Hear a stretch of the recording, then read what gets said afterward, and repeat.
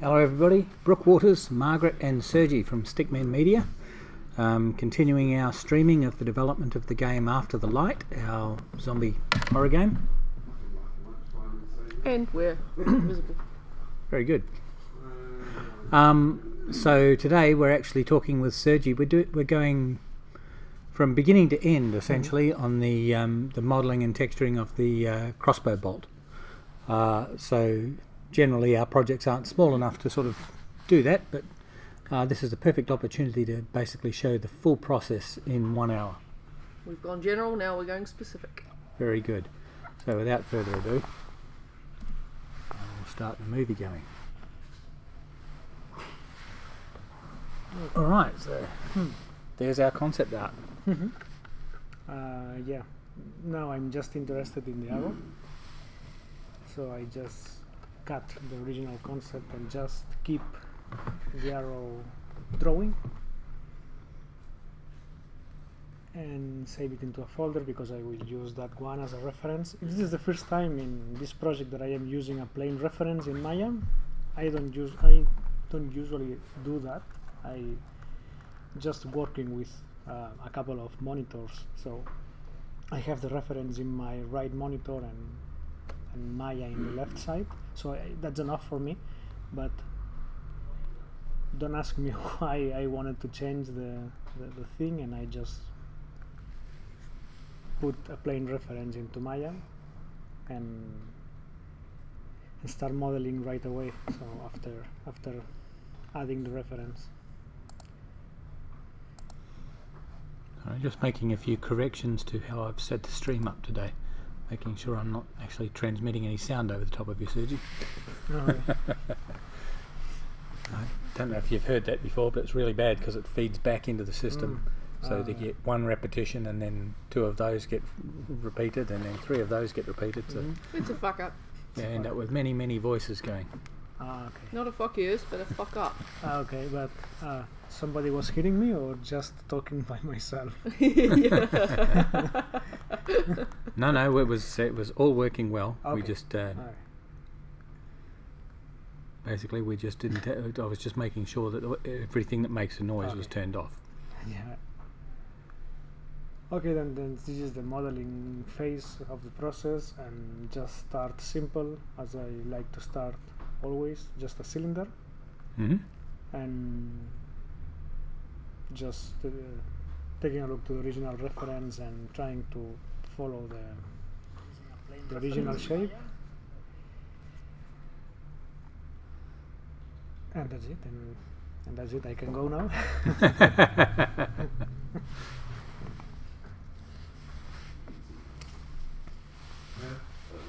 Yeah, this is the bottom. Yeah, sorry, this is the back end of the arrow, where the feathers will be placed after this. Yep. And just wanted to make that rounded shape that we can see on the reference. So just playing with some subdivisions and make it rounded, something easy. All right. So you will be Sergi Fletcher. Sergi Fletcher. That's the name for somebody that actually puts the feathers on the back of an arrow. Is a Fletcher. Okay, because in Spanish that's a flecha. Oh, okay. So that is called a Fletcher. Yeah. Oh, the right. arrow in Spanish is flecha. Oh, there you go. Yeah. That was like weird to me when I hear it now. Yeah. There we go. Yeah. Cool. Yeah. So yes, the back end or the back of the flecha is done. Well done, I suppose. Can't remember, but I think it was done. This is the most complex shape. You plug that in. The front one. This thing that you never forget, and I would interrupt your flow if I reminded you. Just pop it in. God. Fuck no, not without. You seem to be having some trouble identifying the place to push it into. Really? Yes. Or maybe I was just taking a look. All right. So yeah. Fuck. Any pauses in the stream there? Apologies for that. We actually forgot to plug in the network cable. Yeah. That's We meaning? That's a small detail. We meaning me. Yep. So yeah, I just started with quad drawing this shape on directly into the reference, and then I just had a plane, extrude one side of the plane, and start adding some loops to give some more circular shape. Mm-hmm. But not too much circular. I just wanted to keep it low, but at the same time, as we are doing a game that tries to be a little bit more graphically fancy, Mm-hmm. I have enough geometry to work with.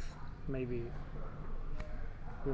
not extremely low, but obviously not high, because this will be a model that will be barely visible during the game. That's very true. Yeah, I guess aspects of it will be visible in the game. You'll see the back of it a lot. The what? You'll see the back of it a lot. The back of the bolt, because the bolt. firing, Yes. Well, and when you just shoot the arrow and just hit, and hopefully you'll see it zombies. sticking it out of a zombie every now and then. that's my idea. It will be nice if you can just kill a zombie and you can see where did you shot exactly with the arrow, just in the body. But I don't know if.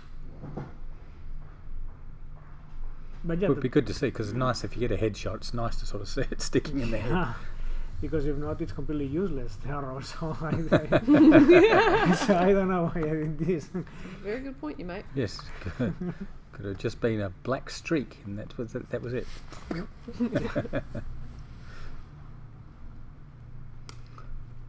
Yeah, then just shaping the metal part of the arrow, Pointy bit. pointy bit. The head of the arrow. The head, yes. Pointy, Or the sharpy, Yeah. spiky, stabby bit. front end. Yeah. No. The arrowhead, surely. Yes. Although, since it came up as a thing, it had me puzzled, and I was thinking, is that right? Is it called an arrowhead? Well, it's either that or pointy, stabby front end of the arrow. So Yes. that'll be fine. So how are you doing this, Sergi? So it looks like you've made one side and you Duplicate. create half of it and then Yes. slap it together with a Yes. I just started with a plane directly yeah. into the reference, and then I extrude that plane in one side, Mhm. and after I had some shape, I just duplicated to have a middle line. Mhm. So I always like to have a middle line in the model, so it's easy just to delete one half and work with one of them, or just play with symmetry. Mhm. So yes, that's more or less the process. This is the same thing for the feathers. It's just a plane Mm-hmm. that I just give some shaping for those cracks and things. But it's basically a plane double-sided. It doesn't have any kind of volume, but it's the same shape for all the four parts of the arrow. Yeah. So for anybody who might not know what that means, what do you mean by volume? Volume. So it is, and you say it's a two-sided thing. Well, Yeah. because for anybody looking at a piece of paper, it's always going to be two-sided. We never identify it as Yeah. two-sided because it's never one-sided. Yeah. So that means what? It means that you have two sides that you can work with, two sides that are visible. Yes. Well, the thing is that you don't have two faces. It's Mhm. just a single face Mhm. with double-sided. Usually, the engines, the game engines, use a technique to basically see the normals in both directions. Mhm. But one face has only one normal Mhm. facing. Mhm. But in this case, in Maya, you just have to lighting both sides, but you are not really having two sides. It's just one side. Mm-hmm. Given that it's going to be seen from the back, would it have been worth giving it a little bit of volume, sort of extruding it just a... Yes, if you want touch. real double-sided, you need to extrude the Is that what you did? thing. No. It's just a plane. It's just Okay. a plane with fake, because in Unreal you can have one material that it's faking the two sides without having to extrude it. Okay. That's useful for hair.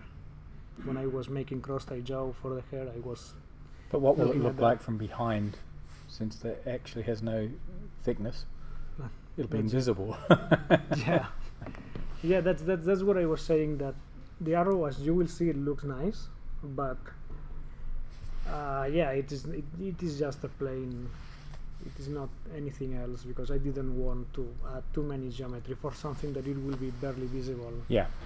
So Barely visible, fired fast, you probably won't even see it in flight. you will And not then see exactly. Later you'll see it sticking out of a And zombie. it has to be very, very complicated to see the arrow just in back of the arrow in front of you.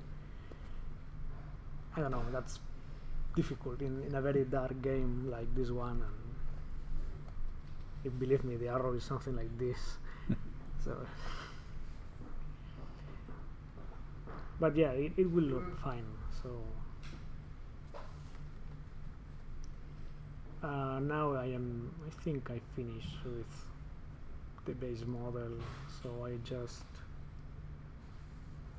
making some small corrections to the head of the arrow. Mm-hmm. Yeah, and I'm going to UV after this. Yeah, I only have one feather because it will be the same one duplicated, so I need the same UV space for the feather. Ah, okay. Yeah, it's easy because I just have to paint one of them and the others will be done.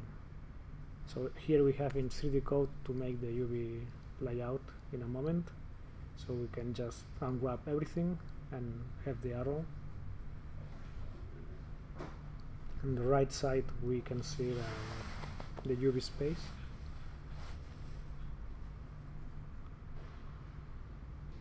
Yeah, here is when I will go back to the model because I wanted to add a division in the middle of the arrow, so I just for cutting more the piece into Yep. the UV, because if not it's taking too much space, so it's much better just to cut in half and having the space more and in a better layout. So I repeat the process, I unwrap everything else so that I will cut the stick in half. Ah, and it looks Yeah. nice to have a little bit of detail in the middle. Yeah, it's it's just because of this, because now I have much better UV islands than before, Mm-hmm. and we can see only one feather. Just try different layouts and send it back for Maya.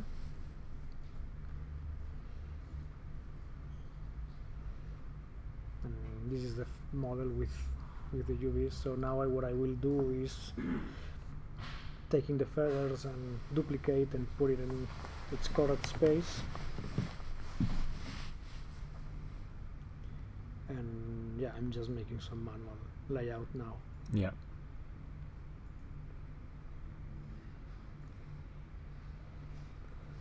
No, it's a simple model, but it's nice because you can see all the process in just one. Yeah.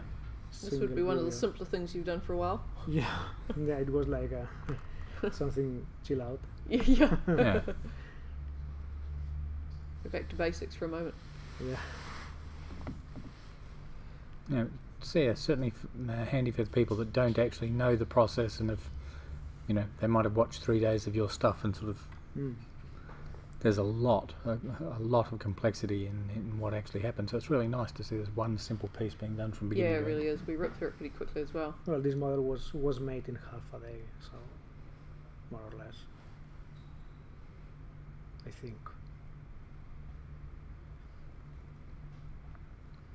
So yes, now I'm duplicating the feather. So I just try to be careful because this is the same UV island Mhm. for the feathers. So when I bake the ambient occlusion, that it really doesn't matter too much, but the ambient occlusion, because it's using the same UV shell, I have to be careful with the overlapping geometry, Mhm. because if not, you will have one feather with more ambient occlusion than another one, because it's using the same UV shell. Yeah. So, Now we can see one-sided here. The black part is because there are no normal information. There is not anything because it is one-sided. But here I change in lighting mode in Maya to see both faces. So in Maya there is not any problem, but in game engines you have to specify. This is double-sided for the planes. I mean, those shapes that they don't have any kind of extrusion information. It's just a single plane.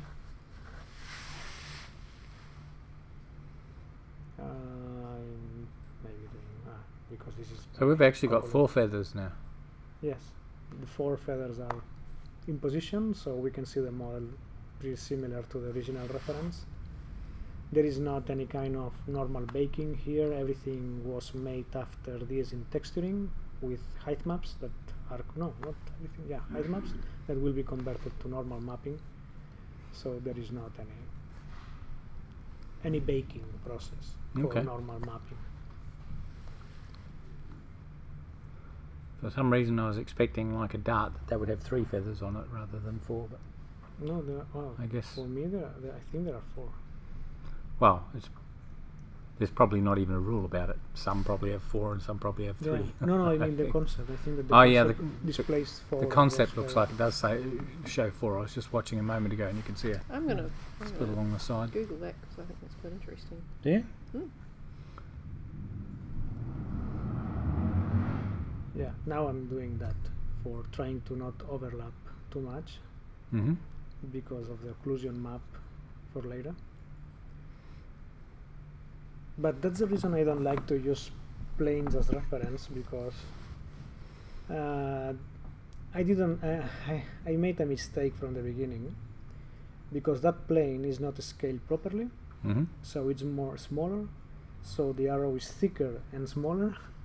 So I had to correct that for the final model, just making it larger. But that's the reason I don't like to have orthographic references in Maya, because sometimes you can screw up something because I don't know, you're trying to go fast or whatever, and it's very easy to just lose some scale or something when using just a plane, using the reference image into the plane. I prefer to have it in my second monitor, and that's nice for me. But I just wanted to try different, and I had the mistake. When I tried, I have to say, I really enjoyed the fact that you could have the referenced things on the back planes in Maya. For me, that just made it doable, because my judgment otherwise about where points would go is completely rubbish. There are 3 or more veins of feathers. No, it's useful, of course, but for me, that I got used to have the reference in another window. So, and usually when I work with organic things, I tend to sculpt them directly. Now the ID map, famous ID map. So this is a fast ID map, putting all the pieces all together in the same UV space. And the ID map is for substance, so I can just using it as masks. So I can go to substance and say I want the stick, that it's the red mask. I want a material for just the stick. I want a material just for the metal part. I want a material for whatever I have in my map. So the feather is the blue one.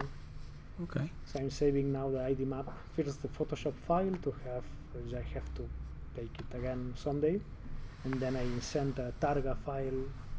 I always work with Targa to Substance, and I will load the mesh, and I will load the ID map. It's the only map that I am using for Substance Painter. Yeah. So, do you know how Michelangelo actually used reference for making the statue of David?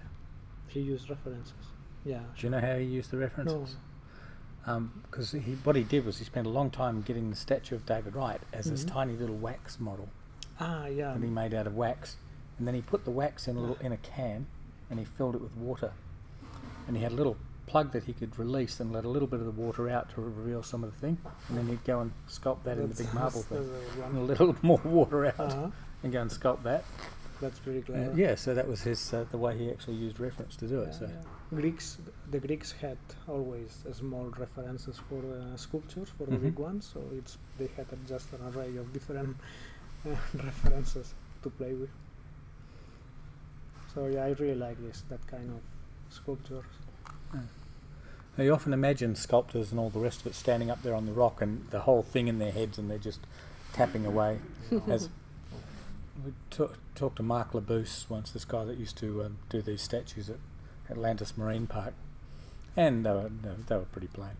But his explanation, people asked him how he actually did the sculptures, and he said, well, if I'm going to do a sculpture of a kangaroo, I have a look at a rock and I cut off everything that doesn't look like a kangaroo. Oh, dickhead.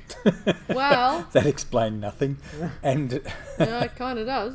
but I really like the fact that there is actually a method to it. It's not somebody just cerebrally tapping away to Always. take bits off a rock. There is actually reference. There is Fucking a genius way of methodology looking to at actually it. doing it. I love it. Yeah. And you don't have the undo button. No. That's important.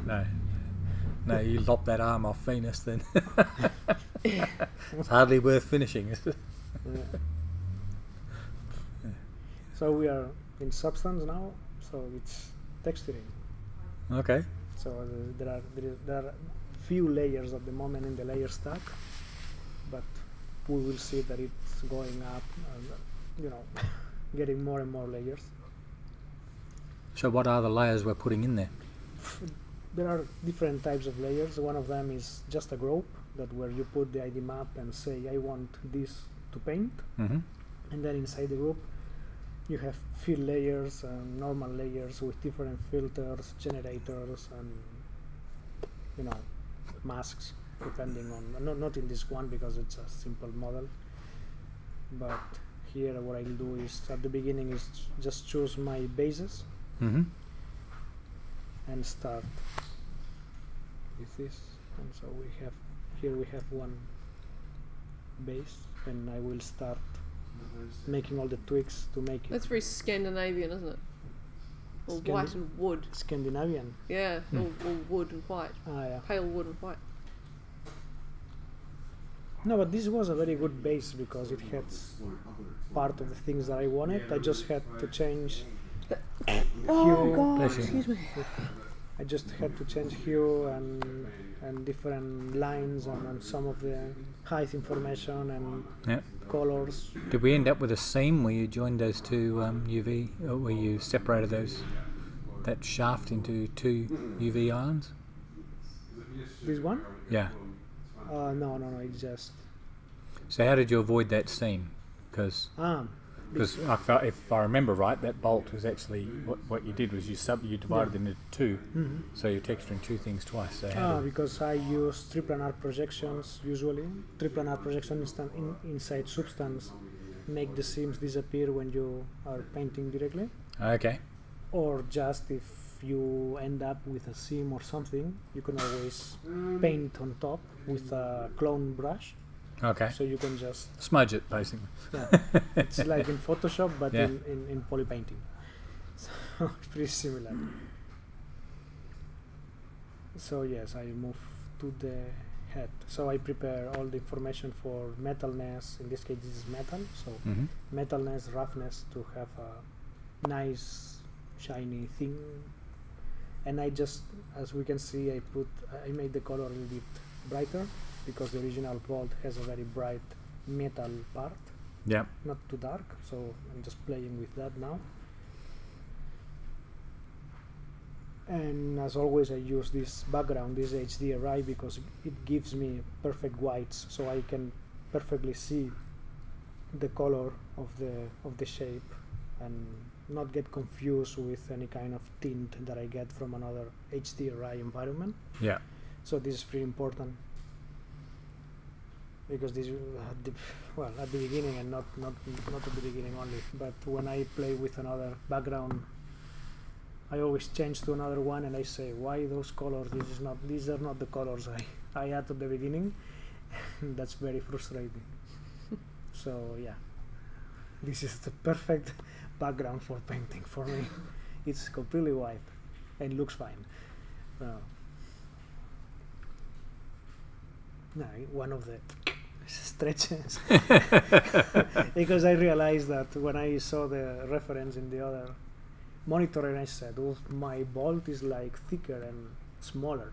So yeah, definitely that what happened. The reference was not scaled properly. Yeah. So I had to scale it after in the middle of the process. So there is a second scale for Unreal, I think. So it's even larger. So yes, now I'm tweaking. Here we can see the 2D map.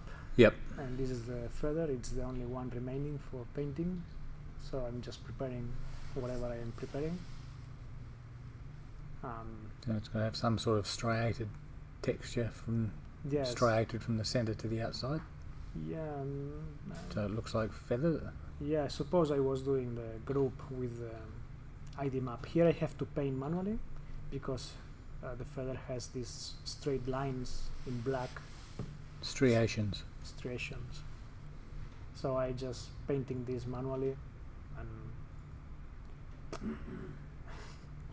yeah, as everything is masks, I don't worry to go with big strokes because everything is completely hidden, so I can do it with no problem. And just starting first the strokes, the big ones, and then after this start to polishing the edges. Anyway, there is I added a filter after this that it's called a blur filter. Now I'm adding it to just blur a little bit everything in a very small amount of this, so we can see everything repeated in all the feathers because they share the same UV space. And what I'll do here is I will prepare now I'm doing it. This layer is a height map that I am using. Straight lines that I use as a height map puts in diagonal a little bit so that they can look like some feather thing, so that it's just a trick. Maybe we will see it now. I'm selecting the height map that I want. Not the hate map, surely. Not the height map. No, the happy map. Yes, I know, Brook. Yeah.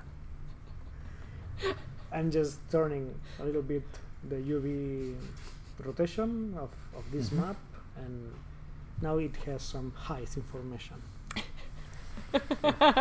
Yeah, hate map is something completely different. I think I heard height in another accent in English. Not height.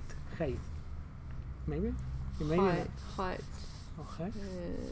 Looks like I'm not pretty sure. Maybe I just dream it, but I think I hear something like that.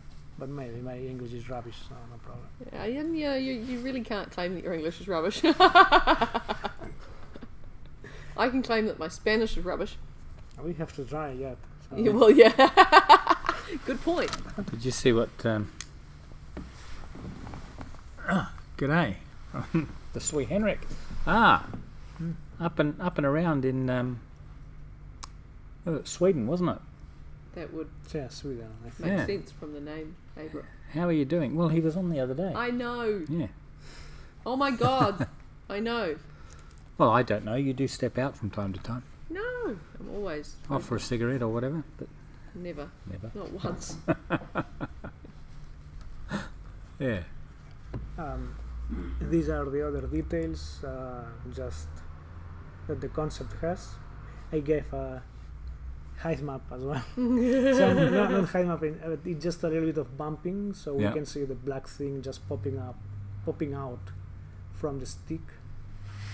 And this yellow is the final texture. So no, it's not the final texture. It's amazing how realistic those textures can be, isn't it? Yeah. I think they look. This is.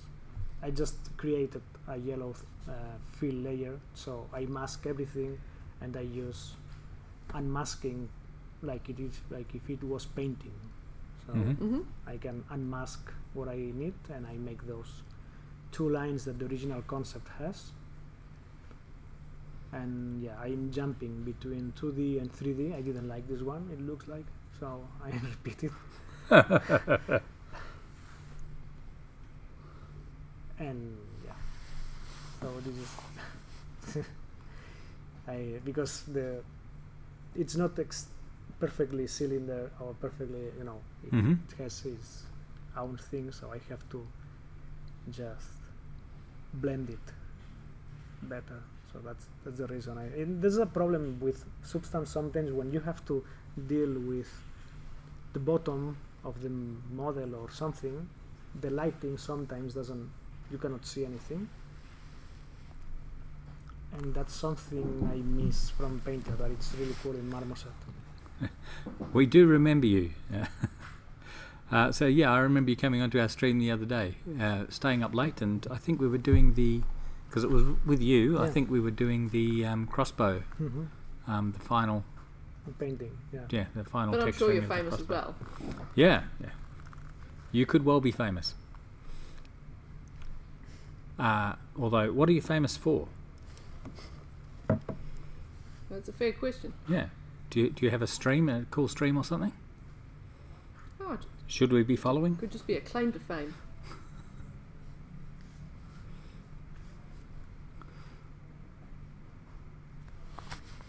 Right, so that would have hid the seam in the arrow if there had been one. In the bolt. Actually, in a crossbow it's called a bolt, not an arrow. Yeah. Now I'm doing the same for the back, because the back has that black part as well. Mm-hmm. So I really miss to be able to put lights just in the bottom of the model. Yes, we basically have to make these things stick out of the wall. There's a lot of effort going into this for something that you're just going to see as a dot in front of your face that disappears. Yes. Yeah, but I think that I really thought that it was a good opportunity for just showing something fast and. Yeah, no, really good idea, Sergi. So to sum it up, everything in a single video.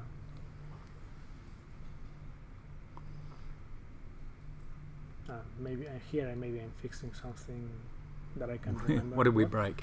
No, I can't remember it.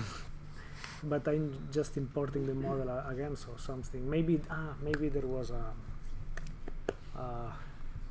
interface or something for the hole that I made between the stick and the metal part. Mm-hmm. So I just realized in the concept that this is a little bit larger. It's not a big detail, but anyway, I did it. So just polishing and trying to make it straight as possible.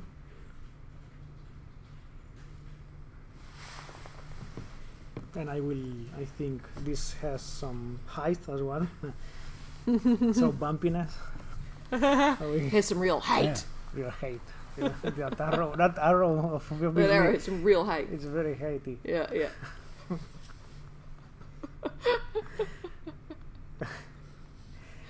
And it reminds me of cigarette. I don't know why. I was thinking if Yeah, you give true. one of those to somebody at sufficient velocity, it does signify that you probably don't like them. You're probably not that pleased with them, no. No, absolutely. Or an accident.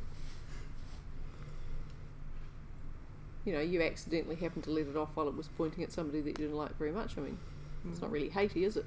No. If you accidentally went to the trigger and I was cleaning my crossbow and it went off. yeah. I'm sure it used to happen. And I was aiming your face. Yeah. So more details for the arrow. That's in the concept. It does look like a cigarette. Yeah. There was a funny statistic about guns, actually, that they were 10 times more likely to go off if they were pointed at somebody than away from somebody. Oh. So, this is accidental misfires, essentially. That's weird Yeah, it is weird. and disturbing. So it's practically impossible to have that plane on an exact angle where you can't see it. Like I've been watching for one of those feathers to disappear, but they don't. It's almost No. impossible to get the right angle so That's that it would really actually difficult. disappear. Yeah, it's quite difficult. So even This is if a you good thing. see them from behind, it'll never be completely straight on, will it? So No, you will actually see them from behind. yeah, it's more detailed on the now in the front part, but it has a line in here, so just drawing the line. I totally didn't mean to kill him. He just stood there. Exactly. Yeah.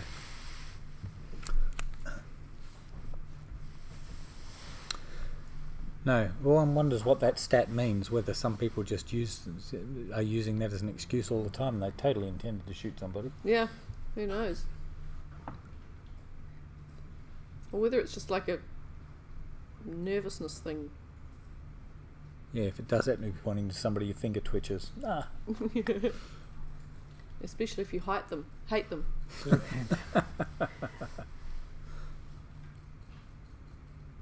Fun with English. Maybe it's a bitch of a language, isn't it? You don't realise growing up, like any other language. yeah, it's not fantastic. It does work It's for the most part. Yeah, you try and explain spelling to somebody that doesn't that has English as a second language. Third in my case. Yeah. The rough and cough and through and all with the same Though. and though, Plough. yes. All with the same The koch and the cock. Yeah. Oh, That's the most difficult for me. very, very tricky.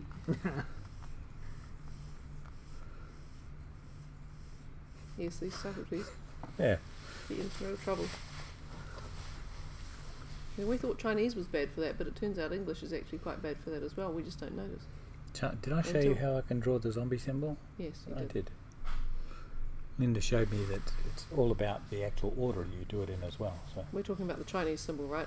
Yeah. We've got a bit of an in-joke thing happening here. what? You're talking about the symbol for zombie. Yeah, the Chinese symbol for zombie. There we go. I learned to draw it, which was quite an accomplishment. I think there is another part to paint. It's at the end of the stick. There is a metal part there. So yeah, that's it. I'm just preparing the layer and masking it, so I can just paint more metal in that part.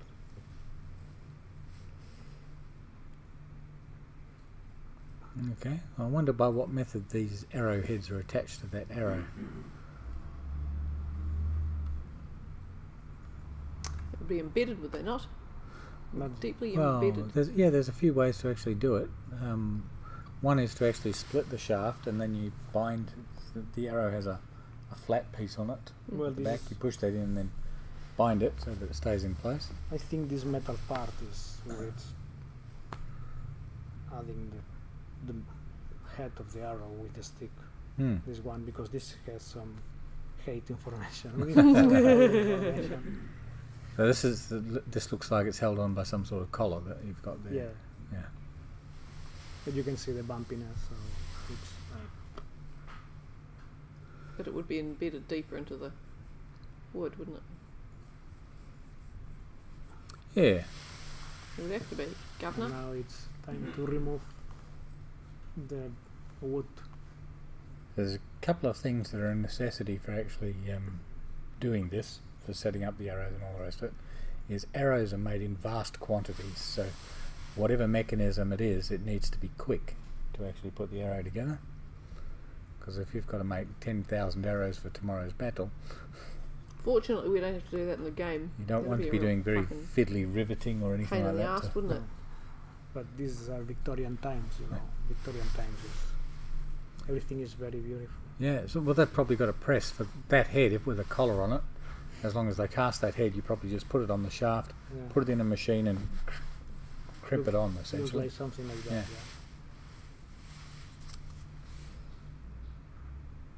So that it's actually very quick to churn them out. Huh. Henrik says my English is shit. I haven't practiced speaking enough. Well, seriously, your English is way better than our Swedish, so it's pretty fucking awesome. Yeah. It's funny, everybody with English as a second language says that, and yet to us it's really quite bloody impressive. I didn't actually get his Not to worry. At this stage is basically done. The texture is done. Okay. And I send it to Marmoset Toolbag now to see with some different lighting conditions. Sorry, what do you send it to where? Marmoset Toolbag is a software that I use for Marmoset Toolbox. as a viewer toolbag. Okay. Yeah, and it's Substance and Marmoset works pretty well one each other. And I just add some different post effects and things like that, so to see the arrow. Make it a little bit grimy. Yeah, yeah. It just. Yeah, They can't be too perfect. Yeah. Especially not once they've stuck and they've buried themselves in a zombie. They're not going to be that nice, really, are they? And just some corrections with the feathers, maybe dark, maybe light. Before sending to Unreal, Mm-hmm. just make sure that everything is fine. I type English more than I type Swedish. Yeah, me too. Yes, me too. I learned Swedish from the Muppets, so it's not exactly Swedish. Oh, I think they put the birdie in the pot. Yes, I think That's they a called it whole mock other- Swedish or something. Oh, It wasn't actually Swedish. Not even close. Wasn't even slightly Swedish. It was taking the piss out of the Swedish, which is hardly fair. Just No, they brought us ABBA. Exactly.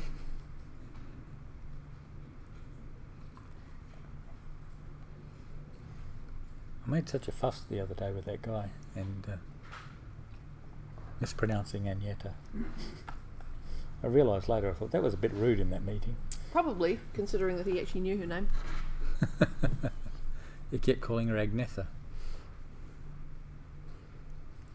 She doesn't mind. 10 out of 10 jokes. Cool. here I was trying to add some opacity to give some more feeling, but I just stopped doing it. I didn't like it, so I was trying different things, but didn't like the result because this is very similar to how the concept is and it looked right. Yeah. So I just bypassed this. Yeah. I just wanted to try. Again, we're not going to see that much of it. Yeah, really. I know. So. Yeah. So I think that it was just. It's so pretty like that, isn't it? It's fucking awesome. I want a Nerf gun like that. So we're mounting an arrow on it, are we? Yeah, I'm just placing the arrow and putting in the scene, preparing the scene for Linda so she can rig it, everything. Yeah. And scale is already correct because the crossbow was made. So I'm just seeing if the arrow has the correct scale, the correct shape, everything, and placing it in the middle for Unreal so I can have the pivot just in the center. That's important for Unreal. If not, if the object is not in the center, you can see the object in place and the pivot here, so that's not good. So yeah, this is very important. So yes, I'm preparing just the same. That's right, the bolt's got to go inside, I guess, so you were never going to see it from the back anyway. No, but you will not see them inside anyway. You just when you shoot it, they will just appear and where they go. So Yeah. They should be on fire. Why not? That would be nice. Well, why not? Who knows what's going on inside that canister? Nothing. There is just nothing. Oh, but there is something. It's quantum mechanics. There you go. Yeah, it's Yeah. very difficult. Schrodinger's cat. I like the idea of... We shoot the cat out of there. Okay. We shoot cats. Shoot I understood that you are shooting cats as an arrow. Yep. That's what you said? Yeah, fuck yeah. They have very small cats, I don't know. Well, who knows? They might just be very compressed. Yep. They'd have to be long and pointy cats. They can be decompressed as they come out. like WinZip or WinRAR. Yes, it says, but you will see it on the thing you hit. Yes, we will. We were just discussing that. We want to make sure it hangs around enough so that you can see it sticking out of a zombie's head. Or us. And here is the arrow. No, that will definitely be the same model. We're not going to model this twice. No. We already have it in Unreal. Very So good. I create the material and I have all the textures from Substance. So now I put this. I usually have this in the other window, but for showing everything, so I put it in here. So the base color, I use a texture sample. Mm-hmm. I put the color, and then the normal information, I use the blue texture, that is the normal. And then for roughness, metallic, and ambient occlusion, I use the yellow one, that is a mix of different textures. So I just plug and play. I plug in everything. Mm-hmm. And so at this stage, I already have all the material that I need. So it's correctly connected. I changed to two-sided in the material attributes. All right. Because Okay. this is important to see both sides of the feathers. So that texture, and that's it. So Yep. and I just with this lighting condition is pretty similar to the cave system from Lincoln. Mm-hmm. So I can just use this small cave that I made for my models and see exactly how it will look in the game. Yeah. So yeah, you get a good sense of how the light's going to actually be falling on it. Yes, because it's a very In the dark. cave. It's a very dark environment. So Yeah. it's So wouldn't the text need some blood on it when it hits a person versus hitting a wall? Yeah. Where do you put the blood? On the thing or on the wound? It should just explode with blood. Just splatter- In general, we splatter. don't have to worry too much about blood because the zombies themselves, most of them, Or a bit desiccated. are a bit desiccated, so they don't actually have a lot in the way of blood in them. But, No. yeah. They tend to have, but no, they used to have. And Yeah. not now. Look at the pivot. It's below the arrow. So Yeah. it's because the position it's not right. I have to center it into the grid of Maya. So now okay. I have the pivot in place. Now when I export again, we can see the pivot correctly. Right, in yeah, Unreal. okay, so if you'd tried to rotate that would have actually rotated around the pivot. Yes, it has to be very careful. It's a very easy fix, but sometimes someone says, "Oh, but my pivot is correctly placed." That you have two pivots, local space and world space. Mhm. That's very important to differentiate. And now this is just for exhibition. So I just put the barrel, the crossbow, the balls. everything. Resting on the barrel. There is a screenshot I made on Slack. So with this composition. Hasn't quite worked, the trigger guard's gone into the barrel. No, they fit right, fine. So I just tried, and so I was impressed because I thought that they were too thick or maybe too big. And No, see, the trigger Yeah. guard, that was what I was looking at. The guard around the trigger. Ah, It actually got pushed into the barrel, but it seems you've pulled it up now. yeah. I'm just trying not to, Yeah. not to clip too much. And now I will put some lights, and this is just an Unreal, just how it looks. Just play with this. It was fun. Yeah, I love this scene where things come together, a sort of waiting room before we actually deploy them. Yeah. It's a place where I put my models, where I put everything else, so I can see, and I can play with light maps. I try it with static lights, with dynamic lights, Mm-hmm. and use different variations, and I just have some fun with the models once they are in place. Yeah, That's it. No, excellent. and more lights, duplicating So- lights. We will see the skeleton soldier put in front of the crossbow in a moment, I think. Why do we put him in front of the I crossbow? can hear you more than I can hear Sergi at this point. Oh, sorry. Yeah. So, yeah, so how come we put the skeleton soldier in front of it? Just to know you know, to simulate like you are pointing to an enemy and see how it looks through the crossbow. So it just Nice. So checking the aim essentially. yes. We wanted to. Yeah, I just tried it, but with everything in place, it was like I like this sort of haphazard display of the things. Like they're just The tossed down instruments of there. death. yeah. Yeah. It's like when you find a weapon or something, you know, pick it up. How many are working on the game? Directly. So there are 6 people who can work on the game. I think 5 have, and the other guy's been working on the website for the game. So yeah, so 6 people in the production team. On and off. 7 including you for music, and 8 if I get involved in any way at all. And I'm usually just a tester. Although I'd love an opportunity to learn some more of Unreal myself. I've had a little play, but I wouldn't mind getting a lot more involved in that. Unreal is a lot of fun. It's unreal, man. For placing models and things like that, yes. But for programming, well, I'm an artist, but for programming I prefer Unity.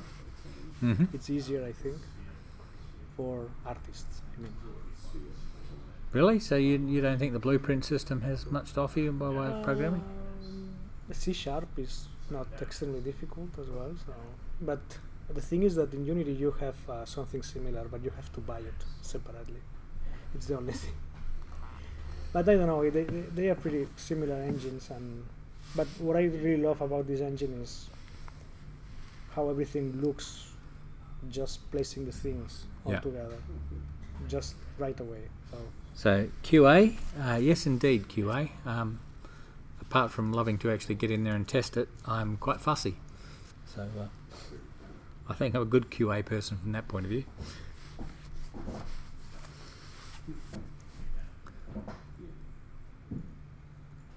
So that killed the conversation. Well done. Well done, Brookie. Nice.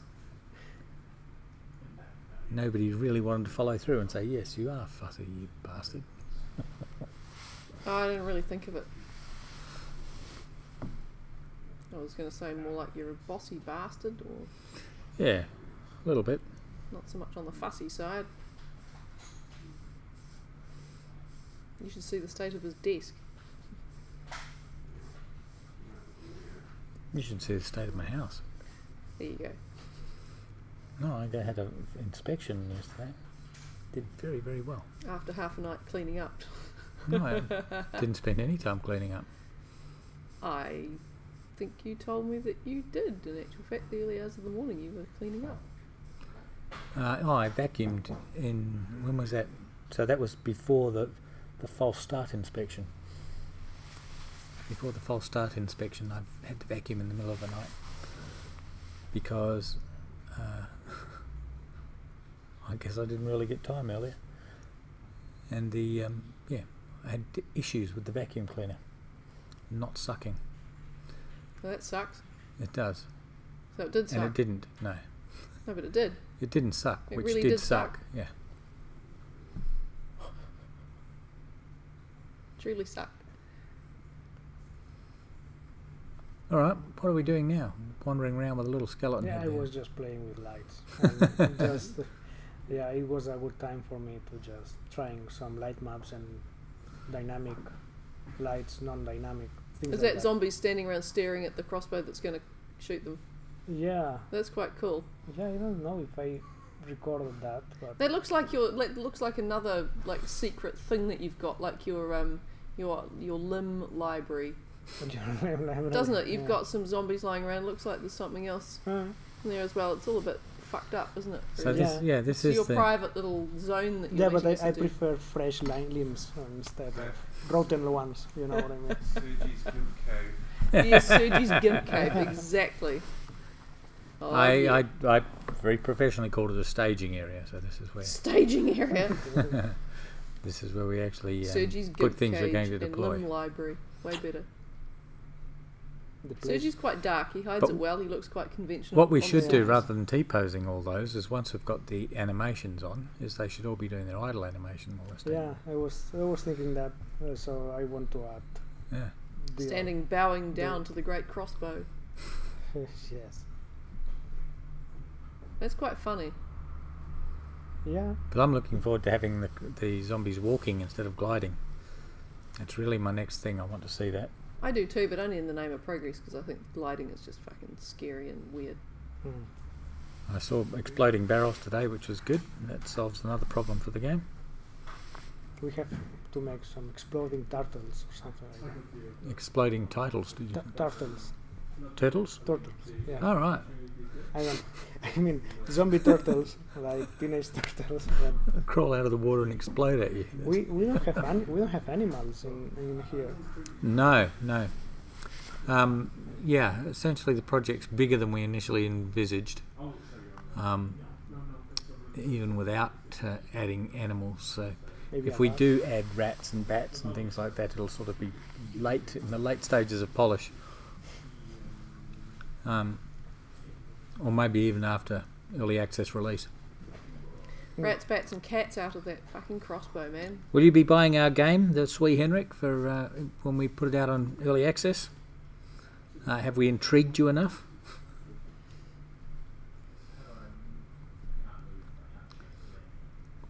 It's odd asking questions out there and knowing there's going to be a gap of some time before the person can actually get back to you, because we are so far in advance of the stream. Actually, looking at this, one of our things is like 6 seconds in advance, and the other thing is like 30 seconds in advance.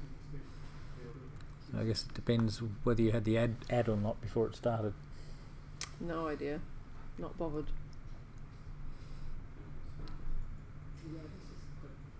Yeah, I do like it sort of casually dropped there with arrows or bolts just lying on the barrel top. Just cosmetic.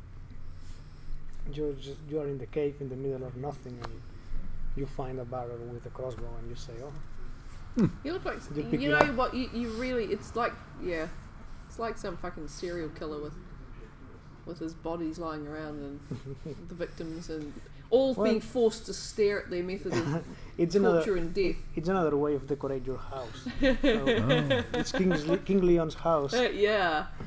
I guess Yeah. we haven't done enough. He's not committed. He says depends. On what? And he also says that he's got about 6 seconds of delay, so that agrees with my phone. So what does it depend on? I suspect there'll be the usual considerations, price. No, whatever. I'm not into reading minds. We'd probably, what would we put this out at, Sergi? Would it be like $10 at early access and $40 when it's finished? I think it's a good price. Okay. It's good that we've done those numbers already. Well, $10 you know, for a real experience like this, I would pay for it. So, yeah. Depends on many things. If it's co-op, what the game's about, price. Fair call. Yeah.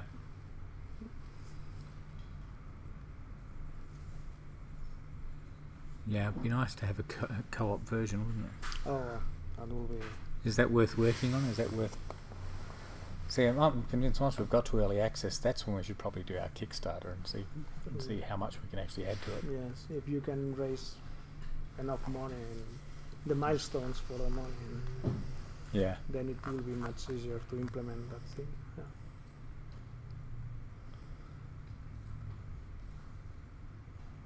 No, this is just the overall look of everything. Frustrating bit for me is how busy our Ah, programming team is, because I'd really like to have the zombie behaviours in place by now, Yeah. so that we could actually start doing levels based entirely on the behaviours. I saw the animations in Linda's computer with the textures and all the models and everything. It looks really nice. Oh, nice. Lovely. Oh, I Yeah. can't wait to see that. Yeah. Ah, there it is. Yeah, it's a very special zombie. Got to leap out of the barrel, zombie. Yeah.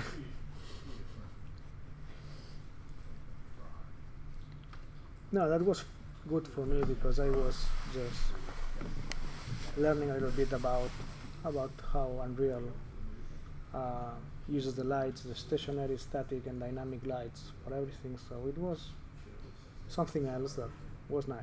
And nice for you to be able to play with those assets that you've actually made in context. Yeah, and experiment a bit. Exactly. And are you going to be excited the first time you play the game with the yes, crossbow? Yeah. How are you going to feel killing off your own creations, man? That's what I said to Lincoln and Ben. So we have to try this weapon because it looks.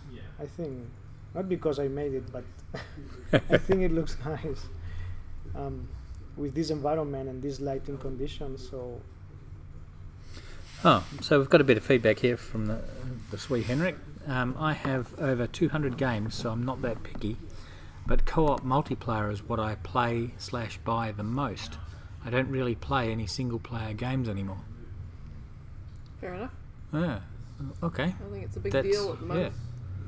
That's good feedback, and we're certainly seeing a lot of that happen. So that's about it for today. Thank you very much, Sergi, for showing us the whole process, creating right through to texturing and placing the bolt for the steampunk crossbow. I think that's an awesome introduction to modelling overall. So thank you for joining us, people out there, and the Sweet Henrik. Thank you for chatting with us. That was great. We'll be back on Monday, 1 p.m. New Zealand Standard Time. That's UTC plus 12. Continuing to talk about and show the development of our game After the Light. We're already ending. Okay, so we'll catch you on Monday, I hope, if you're having a late night, because it's like 3 a.m. there, I guess. So bye for now, everybody. See you after the weekend.